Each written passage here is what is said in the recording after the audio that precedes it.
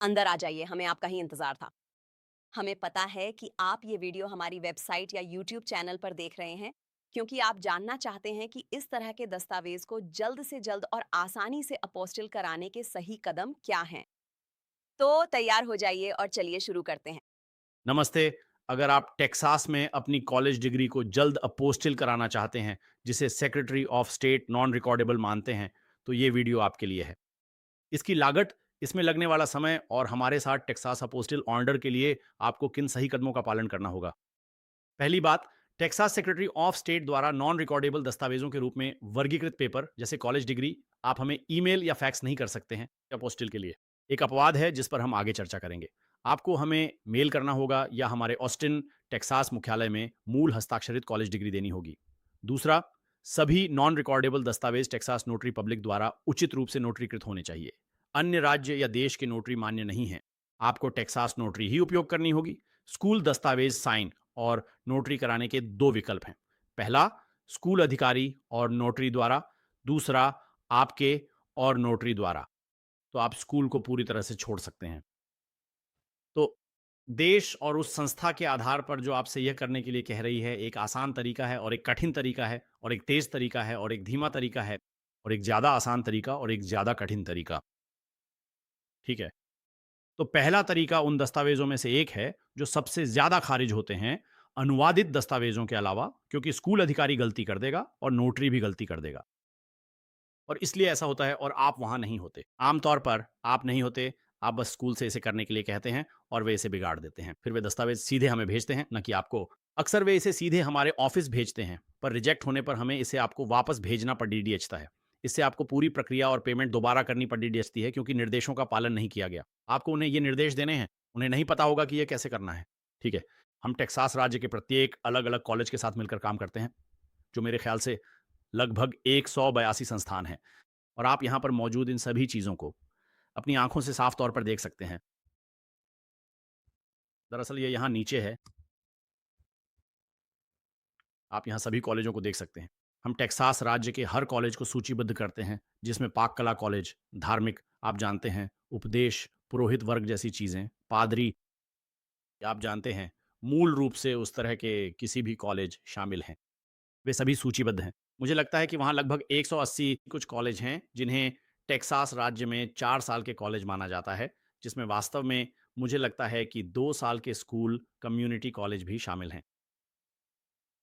ठीक है? तो आपको क्या करना है? यदि आप अपनी मूल कॉलेज की डिग्री को अपोस्टिल कराना चाहते हैं, तो आपको ये करना होगा। ठीक है? आपको एक स्कूल अधिकारी या एक प्रशासनिक अधिकारी को लेना होगा, वे इसे जो भी कहना चाहें। वे उन्हें बुलाते हैं, आप जानते हैं, एक रजिस्टर, स्कूल रजिस्ट्रार, एक स्कूल एडमिन, एक एडमिन अधिकारी, एक रजिस्ट्रार अधिकारी, जो भी हो, उस कॉलेज में जो भी इसे सँभालता है, उन्हें इस आशय का यह बयान देना होगा। अब ये थोड़ा अलग हो सकता है, शायद कुछ स्कूल, आप जानते हैं, 1 या 2 शब्द बदल देते हैं, लेकिन इस बयान का सारांश बिल्कुल इसी तरह होना चाहिए। वे 1 या 2 शब्द बदल सकते हैं, लेकिन ज़्यादातर मामलों में इसे बिल्कुल ऐसा ही होना चाहिए। आप बस उन्हें ईमेल कर दें या उन्हें बताएँ कि इस पर यही होना चाहिए। आपको इसे भौतिक रूप से डिप्लोमा पर रखना होगा या इसे डिप्लोमा के साथ जोड़ना होगा। और मैं आपको दूसरा तरीका दिखाने जा रहा हूँ। तो उन्हें ये कहना होगा, मैं प्रमाणित करता हूँ कि आपके नाम की ये कॉलेज डिग्री, कॉलेज के छात्र का नाम प्रिंट करें, सही है, सटीक, पूर्ण और अपरिवर्तित मूल दस्तावेज़ है। और फिर वे हस्ताक्षर करेंगे और उन्हें अपना पद लिखना होगा। बहुत महत्वपूर्ण है। सेक्रेटरी ऑफ स्टेट जानना चाहते हैं, उन्हें जानने की ज़रूरत है कि उनका पद क्या है, क्योंकि यह सिर्फ़ इतना हो सकता है कि वे कैसे जानते हैं, स्कूल में कोई भी हो सकता है, स्कूल का कोई छात्र हो सकता है, ये हो सकता है इसे उस स्कूल का वास्तविक अधिकारी होना चाहिए, ठीक है? और ये भी महत्वपूर्ण है, यहाँ पर जब वे इसे सूचीबद्ध करते हैं, तो उन्हें आपका नाम बिल्कुल वैसे ही प्रिंट करना होगा, जैसा आपके डिप्लोमा पर है। यदि आपके डिप्लोमा या डिग्री में आपका नाम जॉन डी लिखा है, डो, तो उन्हें यहाँ आपका नाम जॉन डी के रूप में प्रिंट करना होगा, डो। यदि आपके डिप्लोमा पर जॉन डगलस डो लिखा है, तो उन्हें यहाँ आपका पूरा मध्य नाम प्रिंट करना होगा। यदि आप ऐसा नहीं करते हैं, तो आपका दस्तावेज़ अस्वीकार कर दिया जाएगा। यदि आपका मध्य नाम नहीं है, तो प्रारंभिक अक्षर दें या उसे खाली छोड़ें। अगर आपका नाम जॉन डो है, तो बस इतना ही काफ़ी है। लेकिन आपको ये सुनिश्चित करना होगा और इसे ऑर्डर करते समय आपको उन्हें ये बताना होगा। और नोटरी, यदि आपको स्कूल जाने के लिए नोटरी नियुक्त करनी है या यदि कॉलेज के स्टाफ में नोटरी है तो आपको उनसे बात करनी होगी और पहले उन्हें ईमेल करना होगा। आपको उनका ईमेल लेना होगा और उन्हें बिल्कुल यही शब्द ईमेल करने होंगे और कहना होगा कि ये मेरे डिप्लोमा पर होना चाहिए या आपकी डिग्री पर। तो अपनी कॉलेज डिग्री पर आप इसे यहाँ से ले सकते हैं और कॉपी कर सकते हैं और बस वे इसे लिख सकते हैं, हाथ से लिख सकते हैं या प्रिंट कर सकते हैं। इससे कोई फ़र्क नहीं पड़ता कि उनके पास आपकी डिग्री के पीछे इसे प्रिंट करने की सुविधा है या नहीं। वे इसे प्रिंट कर सकते हैं या हाथ से लिख सकते हैं, कर्सिव में नहीं, साफ अक्षरों में हाथ से लिख सकते हैं। या यदि आप इसे अपनी कॉलेज डिग्री के पीछे नहीं लगाना चाहते हैं, क्योंकि कुछ लोग अपनी कॉलेज डिग्री के साथ छेड़छाड़ नहीं करना चाहते हैं, ठीक है। फिर आप यहाँ इस पीडीएफ पे क्लिक करें और ये बिल्कुल यहाँ के सभी टेक्स्ट को डाउनलोड कर देगा। और फिर आप एक पेपर क्लिप के साथ इसे यहाँ जोड़ दें, जिस पर स्कूल अधिकारी हस्ताक्षर करेंगे और नोटरी आपकी डिग्री पर हस्ताक्षर करेंगे और यही आप हमें मेल करेंगे, ठीक है। फिर आपको यह सुनिश्चित करना होगा कि नोटरी कोई गलती ना करे और वे इसे 3 या 4 अलग-अलग तरीकों से गलत कर देते हैं। भले ही हमने इसे इस तरह से आसान बना दिया है, फिर भी वे गलती कर देते हैं, ठीक है। सबसे पहले जहाँ यहाँ द्वारा लिखा है, इस लाइन में यहाँ, तो आपके पास द्वारा है और फिर एक खाली जगह है। इसमें लिखा है स्कूल अधिकारी का नाम प्रिंट करें। खैर, ये तो स्पष्ट है ना? उन्हें नोटरी को ये प्रिंट करना होगा कि उन्होंने किसे हस्ताक्षर करते देखा। यहाँ जिस स्कूल अधिकारी का नाम है, उन्हें उस स्कूल अधिकारी का नाम यहाँ प्रिंट करना होगा। नोटरी गलती कर सकता है। वे वहाँ अपना नाम लिख देंगे। वे वहाँ अपने नाम के कर्सिव साइन कर देंगे। भले ही आप कुछ साइन न कर रहे हों, वे वहाँ आपका नाम लिख देंगे। वे ऐसा नहीं कर सकते। उन्हें बताना होगा कि उन्होंने किसे साइन करते देखा और पता नहीं क्यों ये नोटरी इतने नासमझ होते हैं कि वे स्कूल अधिकारी के बजाय आपका नाम लिख देते हैं और अगर वे ऐसा करते हैं तो आपका दस्तावेज खारिज हो जाएगा और आपके पैसे भी डूब जाएंगे। फिर आपको हमें दोबारा भुगतान करना होगा, सब कुछ फिर से करके इसे वापस हमें मेल करना होगा। ये एक बुरे सपने जैसा है, इसीलिए हम कहते हैं कि हो सके तो इस रास्ते पर ना चलें, कोई नियंत्रित रास्ता चुनें। यहाँ नोटरी फिर से साइन करता है, तो एक स्कूल अधिकारी को साइन करना होगा, नोटरी एक बार साइन करेगा और फिर उन्हें यहाँ आपका नाम लिखना होगा और स्कूल अधिकारी साइन करता है और उनका पद वहाँ होना चाहिए और फिर वे लिखते हैं, नोटरी वहाँ स्कूल अधिकारी का नाम लिखता है। ठीक है, दूसरा विकल्प जो अब तक का सबसे तेज और आसान विकल्प है, वह ये है कि सबसे पहले आप अपनी कॉलेज की डिग्री की एक फ़ोटोकॉपी तैयार करेंगे। कृपया ध्यान दें, हमें अपनी मूल कॉलेज डिग्री मेल न करें और न ही उन्हें यहाँ छोड़-टच कर जाएँ। ये केवल तभी है जब आप इस रास्ते को अपनाने वाले हैं। सबसे पहले आप अपनी कॉलेज डिग्री की एक फ़ोटोकॉपी तैयार करवा लीजिए और फिर यहाँ दिए गए इस प्रमाणित प्रति शपथ पत्र का ज़रूरी प्रिंट निकाल लें। ये सारी जानकारी जो स्क्रीन के लिए बहुत बड़ी है, ठीक है? इसे प्रिंट करने के लिए बस इस पीडीएफ पे क्लिक करें, इसे डाउनलोड करें और फिर प्रिंट निकाल लें। शपथ पत्र पर आप जो कुछ भी देखते हैं, उसका आप प्रिंट निकाल सकते हैं, ठीक है? और फिर आप अपनी कॉपी के साथ जोड़ भी सकते हैं। आप प्रमाणित प्रति शपथ पत्र संलग्न करें और फिर आप एक शपथ पत्र देंगे जिसमें लिखा होगा, मैं आपका नाम। यहाँ लिखा है डिग्री धारक का नाम लिखें। नाम बिल्कुल वैसा ही लिखें जैसा डिप्लोमा पर है। अगर आपका कोई मिडिल नेम या अक्षर है तो आपको इसे बिल्कुल वैसे ही लिखना होगा जैसा आपकी डिग्री पर है। आप बयान दे रहे हैं कि मैं पुष्टि करता हूं कि संलग्न दस्तावेज सत्य और सही है, ठीक है। और फिर आप यहाँ डिग्री धारक के हस्ताक्षर करेंगे और फिर आप इसे एक नोटरी के सामने करेंगे और नोटरी यहाँ आपका नाम लिखेगा।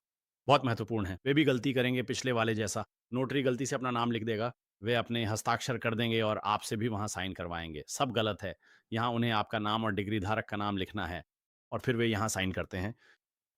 बस इतना ही। फिर आप स्कूल छोड़ सकते हैं। आपको अपना डिप्लोमा या डिग्री वापस मेल करने की ज़रूरत नहीं है, जैसा कई लोग करते हैं। डिग्री मिलने पर इसे लौटाना होगा, जो बड़ी मुसीबत है।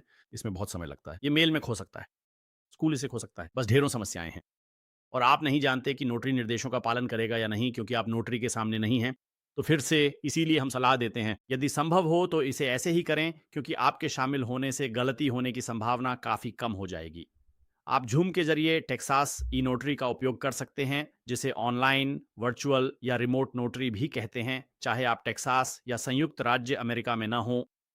आप अपने ई-साइन और नोटरीकृत दस्तावेज़ हमारे संपर्क पेज पर अपलोड कर सकते हैं। आपको डाक या व्यक्तिगत रूप से कुछ भी भेजने की ज़रूरत नहीं है। तो यहाँ से हमारे संपर्क करें पेज पे जाने के लिए आप यहाँ क्लिक कर सकते हैं। या तो आप इस पर क्लिक कर सकते हैं या ओहो! या फिर आप ठीक यहाँ क्लिक कर सकते हैं। इस पेज के नीचे दिए गए बटन पर क्लिक करके हमारे टेक्सास एपोस्टिल फॉर्म को ऑनलाइन भरें, इसे प्रिंट करें और प्रीपेड फेडेक्स या यूपीएस लेबल के साथ हमें भेजें या यहाँ 6 DDH दें। इससे हम आपके दस्तावेज आपको या दुनिया में कहीं भी आपके इच्छित पते पर वापस डाक द्वारा भेज सकेंगे। यदि आप इलेक्ट्रॉनिक नोटरी चुनते हैं तो आपको हमें कुछ भी डाक से भेजने की ज़रूरत नहीं है और फिर आपको बस हमारे संपर्क करें पेज पर 3 अलग अलग पीडीएफ अपलोड करने होंगे। आप अपने प्रमाणित प्रति शपथ पत्र का एक पीडीएफ अपलोड करेंगे जिसे आप इलेक्ट्रॉनिक रूप से नोटरी करवाते हैं, साथ ही अपनी कॉलेज की डिग्री की एक फोटोकॉपी भी। आप वो सब एक ही पीडीएफ में डाल सकते हैं। दूसरा पीडीएफ आपके prepaid return FedEx UPS shipping label का पीडीएफ है और तीसरा पीडीएफ है हमारे ऑन ऑर्डर फॉर्म पेज का। तो जब आप हमारे ऑर्डर फॉर्म पेज पे जाते हैं, तो हमेशा की तरह अपने प्रिंटर पर जाने और कुछ प्रिंट करने के बजाय आप ऐसा नहीं करेंगे। आप अपने कंप्यूटर पर प्रिंटर सेटिंग्स में जाएँगे और वहाँ एक छोटा ड्रॉप डाउन मेनू होगा जो कहेगा पीडीएफ के रूप में सहेजें और आप उस पर क्लिक करें। जब आप प्रिंट करने के लिए हमारे ऑर्डर फॉर्म पेज पर जाएँगे, तो यह पीडीएफ सेव करेगा। फिर उस पीडीएफ को हमारे संपर्क करें, पेज पर अपलोड करें और सबमिट करें।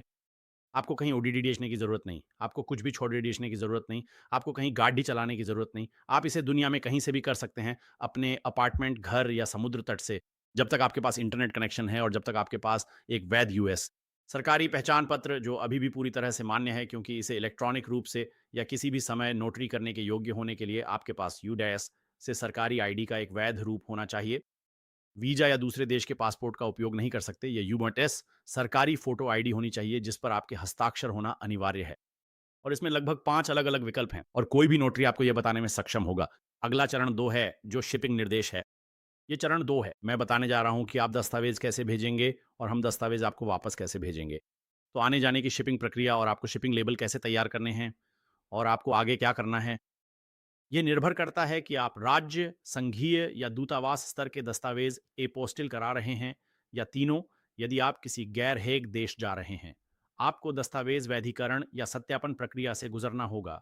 और यदि यह राज्य स्तर का दस्तावेज है, जैसे वियतनाम या थाईलैंड के लिए जन्म प्रमाण पत्र, तो आपको इसे टेक्सास राज्य स्तर पर, फिर यू.एस विदेश विभाग और फिर उस देश के दूतावास से करवाना होगा। और वह तीसरा चरण है। तो मैं उस सब के बारे में बताने जा रहा हूँ कि आपको शिपिंग कैसे करनी है। तो अपने दस्तावेज हम तक पहुँचाने के लिए आमतौर पे केवल 2 ही तरीके होंगे। एक जो सबसे आसान तरीका है और जिसकी हम 99% लोगों को सलाह देते हैं और वह ये है कि आप अपने दस्तावेज रातों-रात या डाक से हमारे ऑस्टिन पते पर भेजेंगे, जो हमारे ऑर्डर फॉर्म पेज और हमारे शिपिंग निर्देशों पर है। या यदि आप ऑस्टिन क्षेत्र में रहते हैं, तो आप अपने दस्तावेज हमें यहाँ दे सकते हैं। इससे प्रक्रिया तेज नहीं होती जिसकी चर्चा हम तीसरे चरण में करेंगे। मेल करने या खुद आने से काम जल्दी नहीं होता। ये वॉक इन सेवा नहीं है जहां आप तुरंत अपोस्टिल लेकर निकल सकें।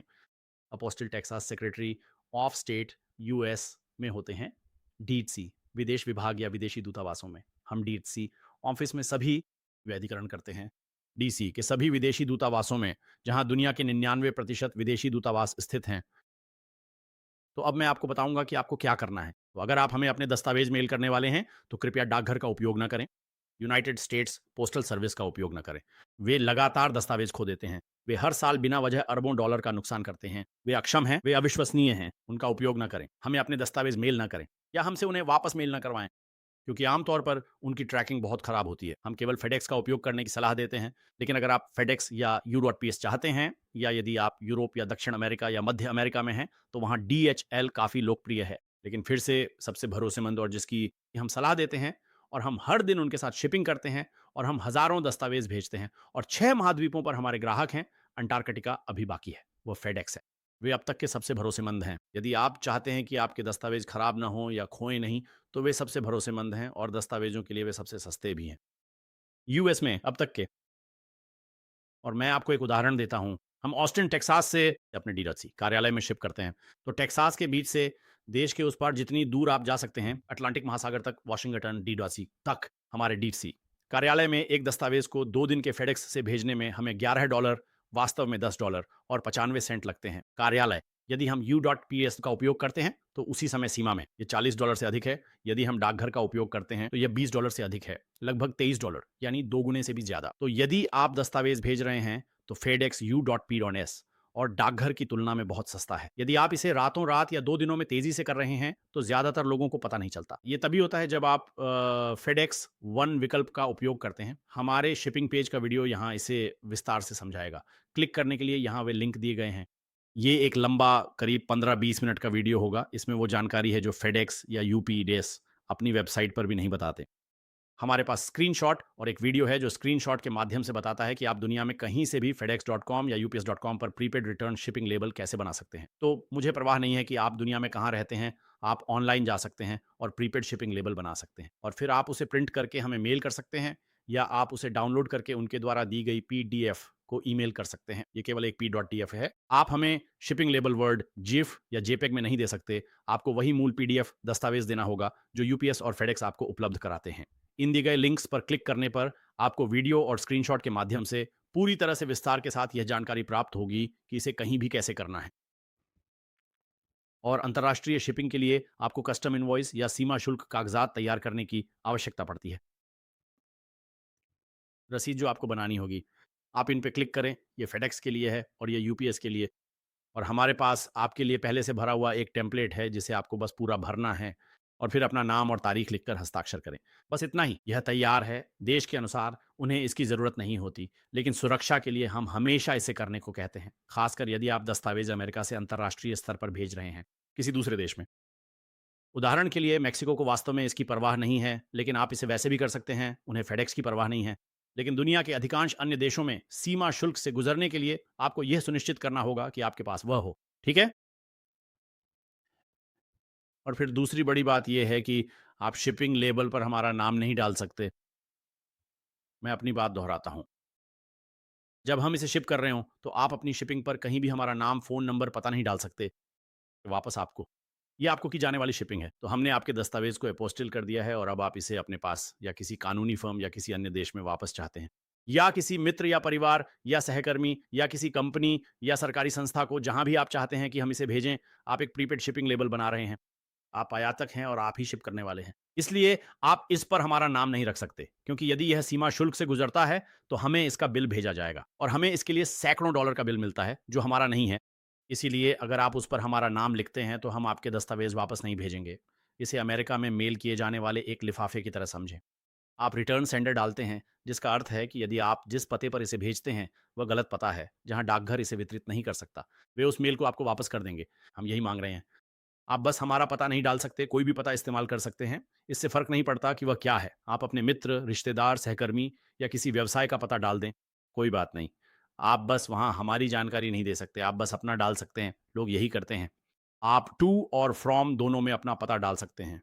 जैसे आप इसे वापस यूरोप भेजना चाहते हैं और अमेरिका में आपका कोई मित्र या परिवार है, आप उनके पते का इस्तेमाल कर सकते हैं। ये तभी होता है जब दस्तावेज़ आपको वापस मिल जाए। वापसी या कस्टम्स के लिए उन्हें एक पता चाहिए होता है ताकि वे बकाया शुल्क का बिल भेज सकें। खैर, इससे फ़र्क नहीं पड़ता, बस आप हमारा पता इस्तेमाल नहीं कर सकते। ये बहुत सरल है। और फिर से इन दोनों में से आप इस पे क्लिक करें और हम देखेंगे कि इसे कैसे करना है। जब आप फेडेक्स या यूपीएस पर ऑनलाइन बुकिंग करते हैं तो वे भेजने का पता पूछेंगे। वहां आप हमारा पता या नंबर नहीं डाल सकते। ये बहुत ही सरल है और लोग इसे रोज करते हैं। लोग कहते हैं हम नहीं कर सकते। आप कर सकते हैं, बस ठीक से नहीं कर रहे। हमारे निर्देश देखें, इसे ऑनलाइन करें। ऐसा करने के लिए फेडेक्स या यूपीएस स्टोर में ना जाएं, क्योंकि कई बार उन लोगों को पता नहीं होता कि वे क्या कह रहे हैं। आप इसे बस ऑनलाइन कर सकते हैं। हम इसे हर दिन दुनिया के हर देश से करवाते हैं। आप हमारे पते के बिना ही ऑनलाइन लेबल बना सकते हैं, क्योंकि आप स्वयं ऑनलाइन लेबल बना रहे हैं और इसके लिए भुगतान कर रहे हैं। हम नहीं। हम बस इसे आपके लिए फेडेक्स या यूपीएस या डीएचएल पे छोड़ रहे हैं। इसलिए आप हमारा पता नहीं डाल सकते, क्योंकि तब हम तकनीकी रूप से फेडेक्स या यूपीएस या डीएचएल की नज़र में आयातक बन जाते हैं। हम शिप करने वाले हैं। क्या आप देख रहे हैं कि सारी ज़िम्मेदारी, कानूनी ज़िम्मेदारी हमारी कंपनी पर आती है और हमारी कानूनी नीति, हमारी कंपनी की नीति के अनुसार हम ऐसा नहीं कर सकते। इसलिए शिपिंग लेबल पर हमारा पता ना डालें। बहुत महत्वपूर्ण है।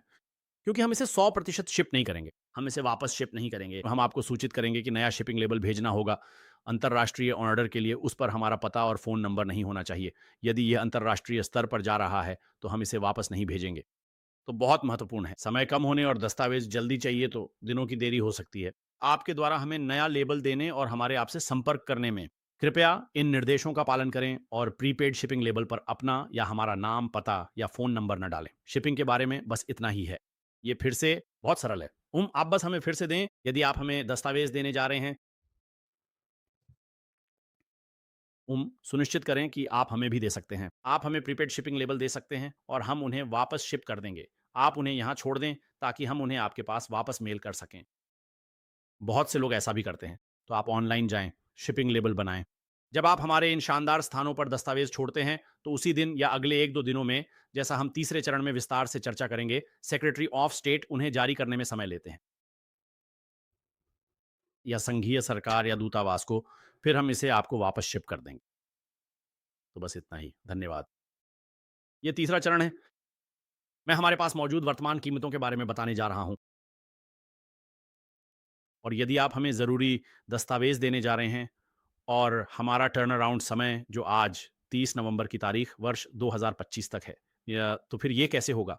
यदि आप हमें दस्तावेज़ देने जा रहे हैं, तो आपको जो करना होगा वो ये है कि आपको हमारे ऑर्डर फॉर्म को प्रिंट करना होगा जो आप ऑनलाइन भरते हैं। जिसके लिए आप यहाँ नीचे क्लिक करेंगे, ठीक यहाँ इस पे क्लिक करके आप हमारे ऑर्डर फॉर्म पेज पर पहुँच जाएँगे। और यही वे है जिसे आप ऑनलाइन भरेंगे और फिर उसका प्रिंट आउट लेंगे। और वहाँ एक और वीडियो है जिसमें हम देखेंगे कि ऑर्डर फॉर्म कैसे भरना है और वह सब कुछ। तो यदि आप अपने दस्तावेज़ हमें मेल करने जा रहे हैं, जो कि अधिकांश लोग करते हैं, तो आप हमारा ऑर्डर फॉर्म प्रिंट करते हैं और फिर आप उसे अपने दस्तावेज़ों के साथ भेजते हैं। जैसा कि हम दूसरे चरण में बताते हैं, आप इसे हमें भेजते हैं। यदि आप व्यक्तिगत रूप से हमें अपने दस्तावेज़ देने जा रहे हैं, जिससे प्रक्रिया तेज़ नहीं होती है, और मैं इसके बारे में बताने जा रहा हूँ। यदि आप इसे हमारे ऑस्टिन कार्यालय में देने जा रहे हैं, जो एकमात्र स्थान है, ह्यूस्टन नहीं, डलास नहीं, केवल हमारे ऑस्टिन कार्यालय में आप अपने दस्तावेज़ दे सकते हैं। तो यदि आप ऑस्टिन क्षेत्र में रहते हैं, तो आपको हमारा ऑर्डर फॉर्म प्रिंट करना होगा और फिर उसे अपने दस्तावेज़ों के साथ लाना होगा। और फिर मैं अभी बताने जा रहा हूँ हमारे कट ऑन ऑफ समय के बारे में। तो उसी दिन की सेवा के लिए इसका मतलब है कि हम आपके कानूनी दस्तावेज़ों को टेक्सास सेक्रेटरी ऑफ स्टेट के पास जमा करेंगे। यदि हमें आपके दस्तावेज़ दोपहर 12 बजे तक मिल जाते हैं, सेंट्रल स्टैंडर्ड टाइम, सोमवार से शुक्रवार, किसी भी प्रमुख संघीय या राज्य की छुट्टियों को छोड़कर, तो जब भी सेक्रेटरी ऑफ स्टेट खुला होता है, और वे असल में फेडरल और स्टेट छुट्टियों से भी ज़्यादा दिन बंद रहते हैं। जैसे इस साल 4 जुलाई के लिए उन्होंने 4 जुलाई के बाद वाले सोमवार को छुट्टी रखी। वो कोई फेडरल छुट्टी नहीं थी और वे इस हफ्ते बुधवार को बंद थे, थैंक्सगिविंग से पहले, और वह कोई फेडरल छुट्टी नहीं थी। या ब्लैक फ्राइडे को भी वे बंद रहते हैं। वो फेडरल छुट्टी नहीं है, लेकिन वे बंद हैं। तो वे इस हफ्ते 3 दिन के लिए बंद हैं और क्रिसमस के लिए भी वे 3 दिन बंद रहेंगे, जिसकी उन्होंने पहले ही घोषणा कर दी है, क्रिसमस ईव से 1 दिन पहले। तो क्रिसमस ईव का दिन, जो कि फेडरल छुट्टी नहीं है, तो जब भी वे बंद होते हैं, हम आपके दस्तावेज़ फाइल नहीं कर सकते। बस ये सुनिश्चित कर लें कि आप टर्न अराउंड समय के बारे में जागरूक रहें। जब तक सेक्रेटरी ऑफ स्टेट खुला ना हो, कोई भी कंपनी आपके दस्तावेज़ फाइल नहीं कर सकती। तो अगर हमें आपके दस्तावेज़ सोमवार से शुक्रवार दोपहर 12 बजे सेंट्रल स्टैंडर्ड टाइम तक मिल जाते हैं, जब वे खुले होते हैं, तो हम गारंटी देते हैं कि अगर हमें वे 12 बजे तक मिल जाते हैं, तो हम उन्हें स्टेट ऑफ टेक्सास के पास फाइल कर देंगे। फिर उनके टर्न अराउंड समय के आधार पर वे बदलते रहते हैं। हम इसे नियंत्रित नहीं करते हैं। कोई कंपनी या व्यक्ति ये तय नहीं करता कि वे कब वापस होंगे। अभी के लिए, और हम इसे हर महीने बदलते हैं। जैसे अभी कुछ ही घंटों में ये बदल कर दिसंबर 2025 हो जाएगा। तो अगर आप ये वीडियो भविष्य में 2026 में देख रहे हैं या 2027 में, तो भूल जाइए कि आप इस वीडियो में क्या देख रहे हैं। इस पेज पर यहाँ जो कुछ भी लिखा है, वही सेक्रेटरी ऑफ स्टेट के लिए वर्तमान टर्न अराउंड समय होगा, और मैं अपने उदाहरणों में इसके बारे में विस्तार से बताऊंगा। तो अभी के अनुसार नवंबर 2025 में सेक्रेटरी ऑफ स्टेट को दस्तावेजों पर अपोस्टिल जारी करने में 0 से 2 कार्य दिवस लगते हैं, और मैं समझाऊंगा कि 0 दिनों का क्या मतलब है। ठीक है, तो हम यहाँ कुछ स्थितियां देते हैं। तो अगर हमें आपके कागजात मेल द्वारा या दोपहर तक सेंट्रल टाइम के अनुसार मिल जाते हैं, तो हम आपके दस्तावेज फाइल कर देंगे। फिर यह संभव है, हालांकि निश्चित नहीं, कि सेक्रेटरी ऑफ स्टेट उसी दिन आपका अपोस्टिल जारी कर दे। तो उसी दिन का मतलब है 0, यानी हमें आपका दस्तावेज उस दिन दोपहर तक या उससे पहले मिल जाएगा। हम उसे उसी दिन फाइल करेंगे और वे उसे उसी दिन जारी कर सकते हैं, और हम उसे ठीक उसी दिन आपको वापस मेल कर देंगे। ये 0 दिन है। या हमारे फाइल करने के बाद उन्हें आपको जारी करने में 2 कार्य दिवस तक का समय लग सकता है। ठीक है? तो मैं यहाँ हमारे उदाहरणों को समझाऊंगा। तो पहली स्थिति, हमें सोमवार को दोपहर 12 बजे के central standard time cut on समय से पहले या उस समय तक आपके दस्तावेज मिल जाते हैं, और फिर हम उसे उसी दिन फाइल कर देते हैं। सेक्रेटरी ऑफ स्टेट या तो उसी दिन आपके दस्तावेजों पर अपोस्टिल जारी कर देगा, जो कि 0 दिन है। वे इसे अगले कार्य दिवस में कर सकते हैं, जो 1 दिन है, या 2 कार्य दिवसों में। तो सबसे खराब स्थिति में आपको ये बुधवार को मिलेगा और वापस मेल किया जाएगा। तो वह है। सबसे अच्छी स्थिति ये है कि अगर हमें आपका दस्तावेज दोपहर 12 बजे तक मिल जाए। दूसरा उदाहरण ये है कि अगर हमें आपका दस्तावेज दोपहर के बाद सेंट्रल टाइम के अनुसार मिलता है, चाहे आप इसे हमें मेल करें और हमें यह दोपहर 2 या 3 बजे यूपीएस, फेडेक्स या डीएचएल से मिले, या फिर आप इसे हमारे ऑफिस में 4:55 पर छोड़ें। यहाँ तक कि कुछ लोग ठीक 5 बजे से पहले भी इसे छोड़ देते हैं। तो ऐसी स्थिति में हम इसे केवल अगले दिन ही फाइल कर सकते हैं। हम इसे अगले कार्य दिवस पर फाइल करेंगे और फिर वे इसे उसी दिन जारी कर सकते हैं, यानी 0 दिन। वे इसे अगले कार्य दिवस, 1 दिन या 2 कार्य दिवसों में जारी कर सकते हैं। तो सबसे खराब स्थिति में हम इसे लेकर उस गुरुवार को आपको वापस मेल कर सकते हैं। तो फिर से दोनों स्थितियों में अगर हमें आपका दस्तावेज सोमवार को मिलता है, चाहे दोपहर से पहले या बाद में, ये बुधवार या गुरुवार तक होगा। तो फिर से बिल्कुल खराब स्थिति में, जब तक कि कोई ज़ॉम्बी सर्वनाश या एलियन हमला ना हो जाए, अगर आप सोमवार को करते हैं, तो ये गुरुवार को आपको वापस मेल कर दिया जाएगा। खराब स्थिति में गुरुवार और सबसे अच्छी स्थिति में ये आपको सोमवार को ही वापस मेल किया जा सकता है। तो बस ऐसे समझाने के लिए। और मैं इस बात पे जितना ज़ोर दूँ कम है। अगर आप ऑस्टिन में हमारे मुख्य कार्यालय आ रहे हैं, तो हमें मेल करने के बजाय दस्तावेज़ खुद देने से प्रक्रिया तेज़ नहीं होती है। चाहे हमें वे हाथों हाथ मिलें या मेल से दोपहर से पहले या बाद में, समय उतना ही लगेगा। बहुत से लोग हमारी वेबसाइट नहीं पढ़ते, संपर्क नहीं करते और ये सोचकर आते हैं कि काम उसी दिन हो जाएगा। ये संभव नहीं, क्योंकि मामला सेक्रेटरी ऑफ स्टेट का है। वे तय करेंगे कि इसे उसी दिन, अगले दिन या 2 दिनों में जारी करना है। तो कृपया, जब तक आप ऑनस्टीन क्षेत्र में नहीं रहते, इससे प्रक्रिया तेज़ नहीं होती। बस अपने दस्तावेज़ हमें ओवरनाइट मेल कर दें, जैसा कि हम चरण 2 में बताते हैं कि इसे कैसे करना है, ठीक है? और ये कीमतें आज की हैं, जो साल 2026, 27 या 2028 में बदल सकती हैं, जब भी आप ये वीडियो देख रहे हों। वीडियो में कही गई बातों पर न जाइए, बल्कि यहाँ जो लिखा है, उसे ध्यान से देखें, ठीक यहाँ जो लिखा है। फिलहाल के लिए यही वर्तमान कीमतें हैं। तो पहले दस्तावेज़ के लिए अगर आपको सेक्रेटरी ऑफ स्टेट से एक दस्तावेज़ अपोस्टिल कराना है, तो ये है $95 है और इसमें सभी फाइलिंग शुल्क शामिल हैं। तो आप हमें चेक नहीं लिखते, चेक या money on order, cashier cheque. आप हमें राज्य फाइलिंग शुल्क के लिए पैसे नहीं भेजते और आप कागज़ी कार्रवाई भी नहीं करते। आप हमें राज्य का फॉर्म नहीं भेजते, हमारे अपने फॉर्म हैं और हम फाइलिंग शुल्क का भुगतान करते हैं। तो ये सिर्फ़ 95 है, बस इतना ही। कोई टैक्स नहीं है, ये सिर्फ़ 95 फ्लैट है। आपकी लागत बस इतनी ही है। अगर एक से ज़्यादा हैं, तो छूट मिलती है। ये आपके लिए एक चार्ट है। एक दस्तावेज़ के लिए 95 है। अगर 2 दस्तावेज़ों का अपोस्टिल कराना है और ये एक ही समय पर है, तो ये 170, 3 के लिए 245, इसी तरह आगे भी। ये वर्तमान कीमतें हैं। आप जानते हैं, ये हमारे पास है और फिर से कोई भी अतिरिक्त दस्तावेज़ $75 प्रति दस्तावेज़ है। और फिर जब आप ऑर्डर करने के लिए तैयार हों, तो बस इस बटन पर क्लिक करें और यह आपको हमारे ऑर्डर फॉर्म पेज पर ले जाएगा, टेक्सास अपोस्टिल्स के लिए। और फिर से, ये केवल टेक्सास के लिए है। ये संघीय कीमतों या कॉर्पोरेट दस्तावेज़ों को अपोस्टिल कराने के लिए टेक्सास कॉर्पोरेट कीमतों या दूतावास शुल्क के लिए नहीं है। यह विशेष रूप से केवल टेक्सास सेक्रेटरी ऑफ स्टेट और टेक्सास दस्तावेज़ों के लिए है। यानी वे दस्तावेज़ जो टेक्सास नोटरी द्वारा नोटरीकृत हैं, या वे दस्तावेज़ जो टेक्सास की किसी संस्था, जैसे शहर, राज्य, काउंटी या राज्य सरकार से जारी किए गए थे, जैसे टेक्सास जन्म प्रमाण पत्र, मृत्यु प्रमाण पत्र, विवाह लाइसेंस, तलाक की डिग्री, आपराधिक रिकॉर्ड की जांच, driving licence, power of attorney जैसी चीज़ें। तो ये चरण 3 है। धन्यवाद।